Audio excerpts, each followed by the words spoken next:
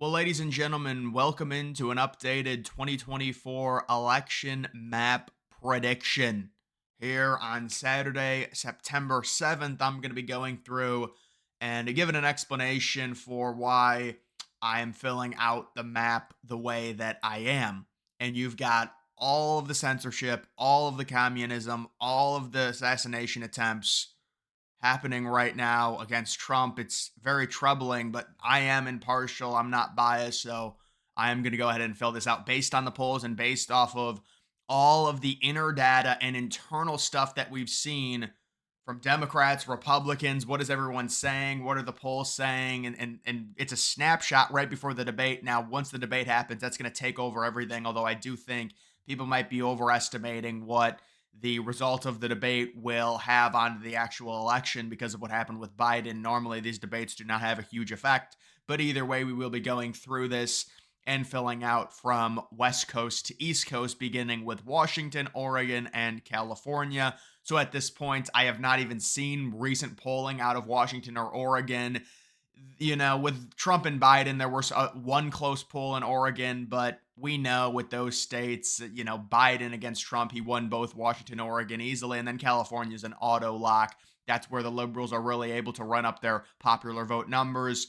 You've got Biden winning that state by like 3 million voters. Same thing with Hillary. I did see a poll that came out a few days or yesterday, I think, out of California that did have Kamala up by around 24 points in terms of that. Moving on to the obvious Republican states, you do have Idaho, Montana, Wyoming, North Dakota, South Dakota, the Nebraska at large. We're going to discuss the second district, but all the other districts and the just state at large are all going to go to Trump very easily. You do have Kansas, Oklahoma. Texas is pretty funny because, again, we're getting some polls out of Texas. There was a poll yesterday where you had Trump up by, I think, 4 or 5. Kind of reminds me of 2016 with Texas, but liberals are really not fighting in Texas.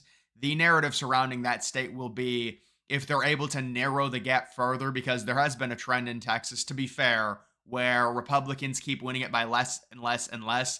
And part of that might be due to horrible liberal policies. The reason Texas is getting closer, not all of it, but the idea is that people are fleeing California, liberals are, because of the terrible liberal policies in California, and then voting for liberals in Texas. And so it's switching the state because of the horrible policies that it's just funny to think about. But no, I mean, I think Trump won Texas by about 6 points. I would say 7, maybe 8 points. As long as Republicans can win it by that much, there's not going to be a big dialogue around Texas possibly switching sides in 2028, which obviously would completely shatter the Republican math with its 40 electoral votes. So I don't think that's going to happen. I think Trump's going to be able to build on the win that he had in 2020 by about 6 points by winning it by about 7.5 or 8 in terms of that. Ted Cruz should also win that state as well. Moving on to, we obviously have Alaska, going to be one of the latest states with the polls to close. Same thing with Hawaii. Both of those states will be, of course, going to their respective parties. We would expect maybe if Tulsi Gabbard was the VP for Trump, but Trump would win Hawaii. I don't actually think that, but you do also have Colorado. Now, Colorado, I mean, I would want to see more polling, but I think it's going to be a pretty much auto lock for Kamala. Let's be honest. Colorado, there was like one poll that was close, kind of like Oregon, but based off of the recent trends, the population shifts, Colorado should for sure be a Democrat stronghold. You do have Utah, obviously going to Trump, and you do also have New Mexico. Maybe I can lighten it a little bit because I think there's a slight chance if Trump really destroys Kamala in the debate, you could get New Mexico possibly switching. There were the famous Biden internal polls that had Trump up by zero point 0.2 in New Mexico, but let's be real.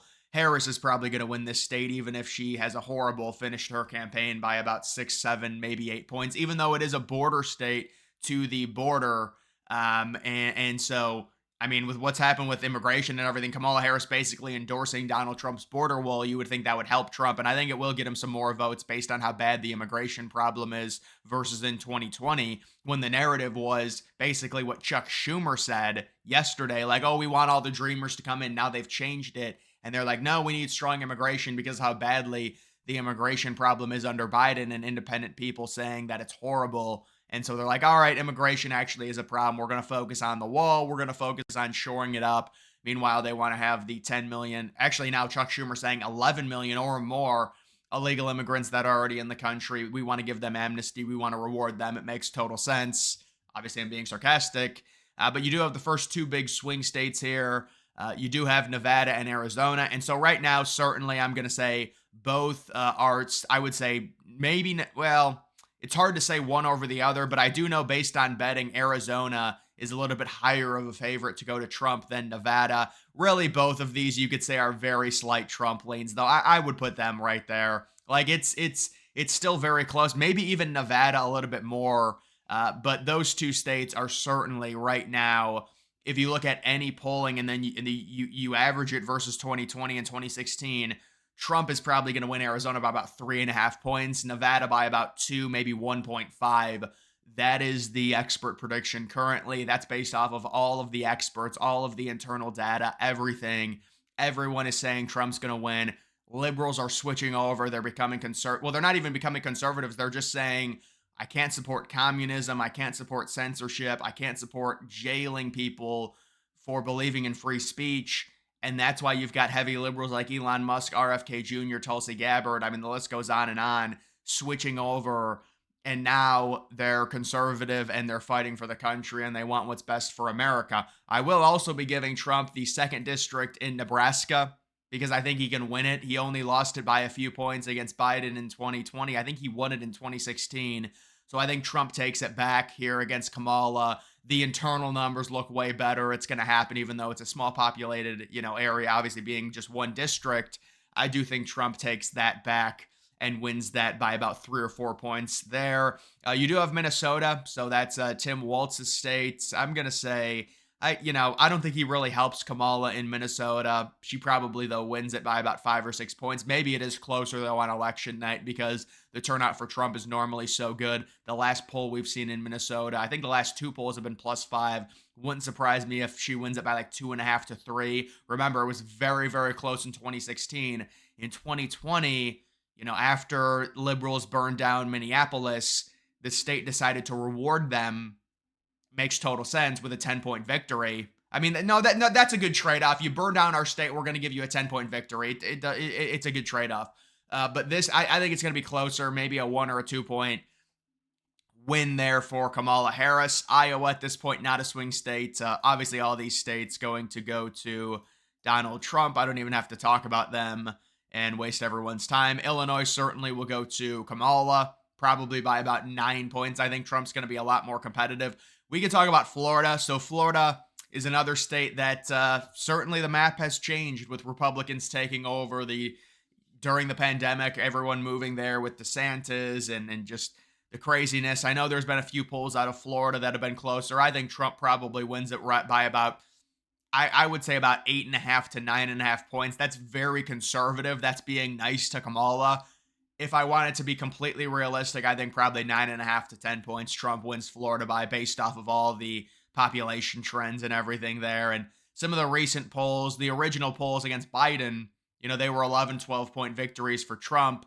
Now it's gotten a little bit closer, but no legitimate liberal thinks that they're going to win in Florida. They just like seeing that it's like only a 4 or 5-point lead. It's kind of like Texas. It's very similar in that way to where they don't think they can win it, but they like that it's close.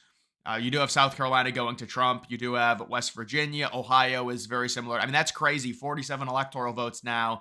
Neither of those states being swing states. I mean, that is huge.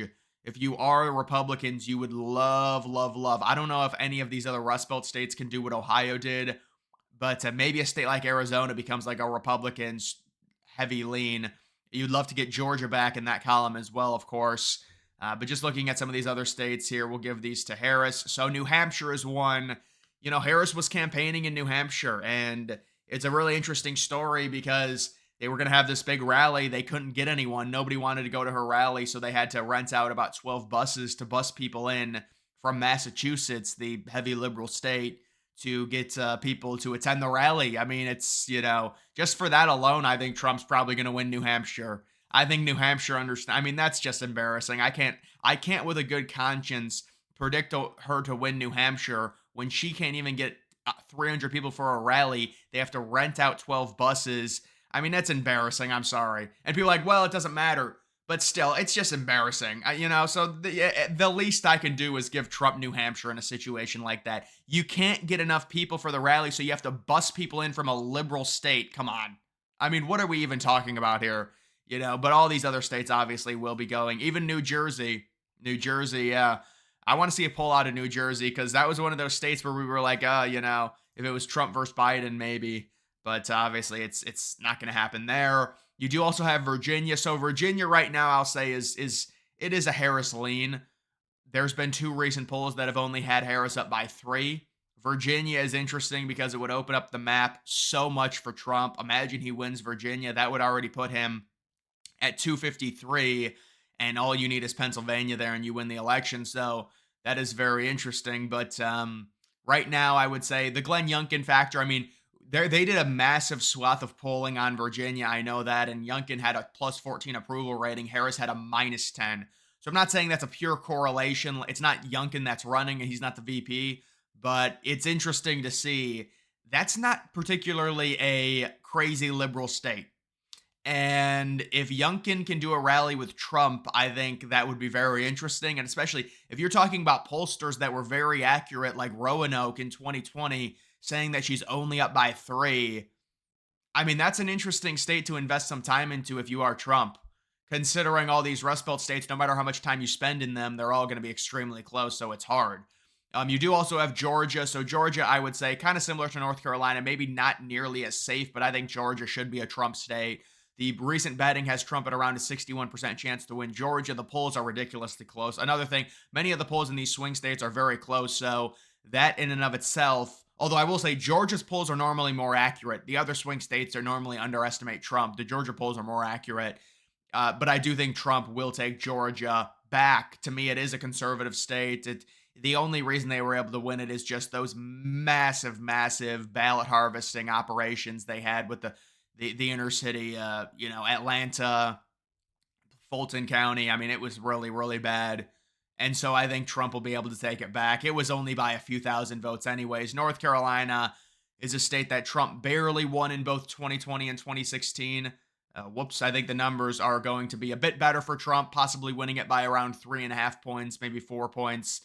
I think he only won it by like 1.5 points in 2020. It was just the way the vote counted. It seemed like it was a bigger victory for Trump because he was always up, and then they called it, and then I think it got closer towards the end with mail-in votes. It was like Trump was up by like 4, and then it got down to like 1.5, and that was the final tally.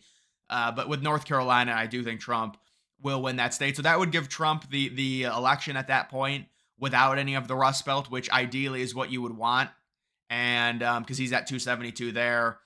That would also be the district here, but even if he didn't have it, he'd win it. That's really New Hampshire pulling him over. With New Hampshire, you could say, well, maybe it's more realistic to give it to Harris, but even if you gave it to Harris, Trump would be at 268 at that point, and you'd be looking at just possibly, even that one district in Maine possibly getting Trump to 269 with none of the Rust Belts, but this is just an actual prediction. I do think Trump will win Pennsylvania. Pennsylvania has been trending right. All of the data, all of the voter registration. It's just like Arizona. All of the denouncing of the communism that Kamala Harris and Waltz, the admitted communists. This is huge. Pennsylvania is not a state that's going to go for that. And so the inner city might, but overall the state will trend heavily enough to go to Trump. And also, I even think like Philadelphia, Trump's going to get enough of the vote. Because that's really where, if you're a Republican, you win is if you can just siphon off enough of the inner city vote, enough of the Philadelphia vote, the Pittsburgh vote to win a state like that. So I do think Trump will win that state. You do also have New York. I'm kind of filling out this map weird, but New York obviously will be going to Kamala. It's just, there's been some trends. We saw what happened in 2022 with the midterms, some trends, some areas surrounding the New York City trending to the right, but overall it is going to go to the Democrats, possibly by around 14 or 15. Well, maybe a little bit more. I did see a poll that had Harris up by 14. So with Trump and Biden was only up by 9 in that state. So it is interesting. You've got the Maine at large, very likely going to Kamala Harris, although you could argue it's a swing state. It's probably going to her. And then both of the districts in Maine. The one district, I believe it's the first district that could potentially go to Trump, and I will give Trump the first district barely. The other district is pretty heavily going to Kamala. The one district did have Harris up. She might sweep Maine, honestly, because the first district that Trump won in, unless I'm getting the districts confused, the one district that Trump won in 2020, there was a poll that came out that had him losing it by 5 points. Although it is a very hard area to poll because it's such a small population. So, well, you know what? If you really want to do it, you want to really want to play devil's advocate, we will give it to Harris in this scenario. And then I would say Trump takes Wisconsin. We know how bad the polls are. It's going to be very close. The polls out of Wisconsin are normally terrible. If the polling error is similar to 2020 or 2016, that suggests that Trump will win the state by around 4 points. But you can't predict that, but you can predict that there will be a general underestimation of Trump based off of how bad the polling in Wisconsin has been. I don't know if it's going to be the same margin. It might be smaller, but I do think Trump will win Wisconsin. And then you look at Michigan. Look, Michigan's going to be very close no matter which way you slice it.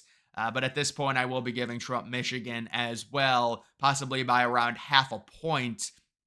And that would give Trump around 316 electoral votes. Right now, I do think the common thought would be actually, let me just leave it on this because this would be my prediction right now 316 electoral votes for Trump, with him basically sweeping all of the Rust Belt states. Everything that's come out recently about Harris, it's been really bad, and it's going to hurt her significantly. She won't do any interviews. She does one interview, it's with Waltz, and just everything that's going on there. It's a total charade operation. She didn't win a single primary. And so, what has she done to really prove herself as president? She feels entitled to it. That's American people do not reward that. They don't reward laziness. And if there's one thing with Kamala Harris, she's very lazy. Very, very lazy. Remember, she gave her speech on Thursday night, and then they're like, "Oh, you can't blame her. She just needs a week off. It's all right. She gave a 20-minute speech at the DNC.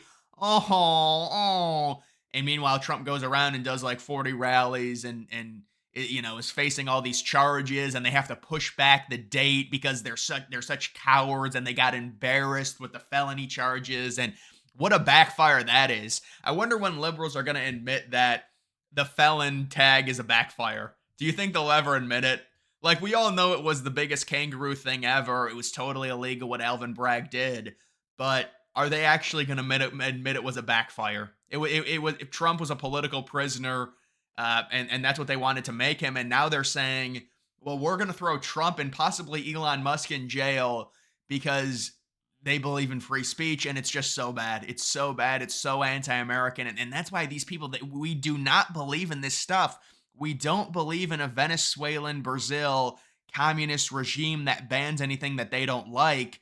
And you've got Kamala Harris coming out and saying that Donald Trump, it was good that he got banned on Twitter, and that a lot of liberals don't like what Elon Musk is doing, and they're saving the prosecution of Elon Musk until after the election, and then they're going to hit him with a bunch of stuff. And so this is really, really scary. And this is why Trump is going to win this election, because there's enough independent people that just are not buying into this. And we see it. We see it with the politicians coming out, liberal politicians coming out left and right supporting Trump, saying that they can't support a Soviet style government in the United States. And then people say, well, she's not communist. She has communist policies. If she's not a communist, why does she have communist policies? Why is her father a communist? Why was she voted? But go ask AI. She's a communist. The AI will tell you she's a communist. AI, which is non-biased. Actually, it is biased against conservatives. But when you talk about price gouging and limiting the amount of money that people can charge, it is. That's socialist communism stuff. That's a playbook 101 from that. And again, you talk about the investing, trying to take people away from investing, the 45% capital gains tax. It's also bad. And this is really why Trump's probably going to get over 300 electoral votes. And so that would be my prediction right now. Trump right around, I should have zoomed it out, I guess. Trump right around 316. You could argue here, maybe Harris takes New Hampshire. Trump would be at 312. I think this is more accurate in terms of what people are predicting. Some people think Harris will take Michigan because of recent polling. Some people think she will also take, I think that's probably pretty accurate. You could say first district there, 296 to 242. Maybe based off of the most accurate recent polling, it would be something like this. You could also say maybe even something like that where Trump gets 286. But I would still have him taking Arizona and Nevada even if he loses these two states, taking Pennsylvania as well and still winning the election relatively easily. If he somehow takes Virginia, I mean, that just opens the map up completely because now Trump can easily lose Pennsylvania. He can even lose Arizona, and then you got a tie, and it goes to the House, and he becomes president. So that's pretty remarkable. You lose all of those states plus Arizona, and you still end up winning. But either way, guys, that is going to do it for this video. Make sure you follow me on X. Link to that's always in the description.